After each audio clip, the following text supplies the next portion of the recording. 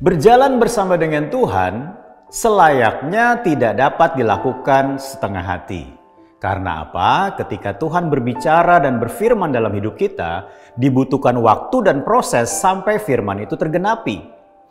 Kalau kita setengah hati mengikut Tuhan, jangan-jangan kita menjadi orang yang setengah mati. Karena apa? Karena kita tidak percaya dengan sungguh-sungguh akan penyertaan Tuhan. Seperti yang dialami oleh bangsa Israel yang ditulis di dalam Ulangan 1 ayat 35 sampai dengan 36 dan 38 ketika mereka mau memasuki tanah Kanaan.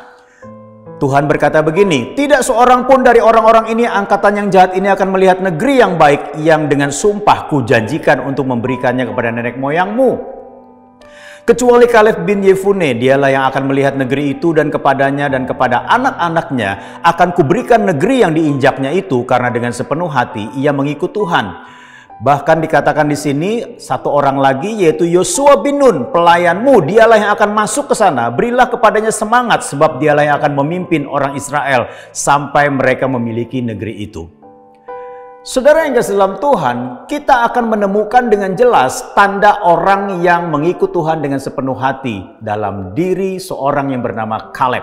Yang pertama adalah cara pandangnya berbeda. Dia berkata begini, di tengah-tengah pemberontakan, di tengah-tengah gerutu dari seluruh bangsa Israel yang mendengar kabar-kabar yang disampaikan 10 pengintai. Dia berkata kepada segenap umat Israel, "Negeri yang kami lalui untuk diintai itu adalah luar biasa baiknya." Dia memandang negeri itu adalah sebuah kesempatan untuk meraih hal yang lebih baik.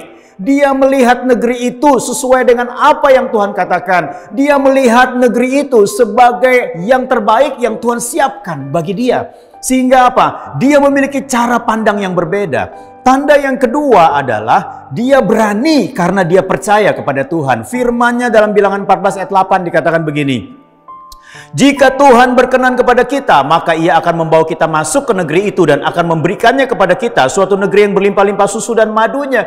Artinya apa? Di tengah-tengah keadaan yang chaos seperti itu, Kaleb tetap memegang apa yang Tuhan katakan bagi dirinya, bagi Yosua, bagi Musa, bagi bangsa Israel. Artinya dia berpegang teguh kepada firman Tuhan sehingga itu menerbitkan keberanian dalam kehidupannya. Dan yang ketiga, bangkitkan semangat juang. Artinya apa? Di tengah-tengah keadaan yang chaos itu, Kaleb bukan mengikuti arus orang banyak, tetapi justru dia membangkitkan semangat mereka. Dikatakan di dalam Bilangan 14 ayat 9, "Hanya janganlah memberontak kepada Tuhan dan janganlah takut kepada bangsa negeri itu, sebab mereka akan kita telan habis. Yang melindungi mereka sudah meninggalkan mereka, sedang Tuhan menyertai kita. Janganlah takut kepada mereka." Tanda ini sangat jelas dari orang yang mengikut Tuhan dengan sepenuh hati. Pertanyaannya adalah, apakah ada tanda-tanda ini dalam kehidupan kita? Tuhan Yesus memberkati.